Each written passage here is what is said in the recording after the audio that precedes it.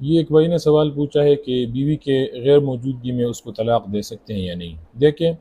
یہ بات ذہن میں رکھے کہ طلاق کا اختیار وہ صرف اور صرف آدمی کے پاس ہوتا ہے، عورت کے پاس اس کا کوئی اختیار نہیں ہے۔ جب یہ بات کنفرم ہو گئی کہ عورت کے پاس کا کوئی اختیار نہیں ہے، تو آدمی جب چاہے، جس وقت چاہے، جہاں چاہے اپنی بیوی کو طلاق دے سکتا ہے۔ اور طلاق دینے کے لیے بیوی کا سامنے موجود ہونا ضروری نہیں ہے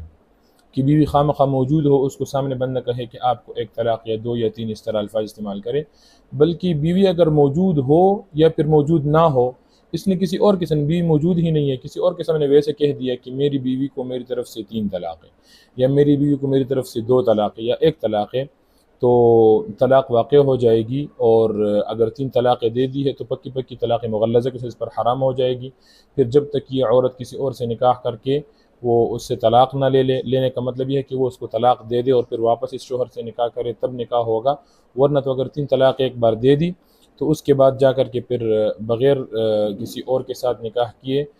اس آدمی کے ساتھ واپس کی نکاح نہیں ہو سکتی۔ بہرحال آسان الفاظ میں یہی ہے کہ بیوی کو طلاق دینے کے لیے اس کا موجود ہونا سامنے ضروری نہیں ہے، بلکہ اگر اس کو سامنے کہہ دیا تب بھی طلاق واقع ہو جائے گا، اور اگر وہ سامنے نہیں دی، کسی اور کے سامنے یہ بات کہہ دی کہ میری بیوی کو 1 طلاق یا 2 یا 3 جو بھی کہا، تو طلاق واقع ہو جائے گا۔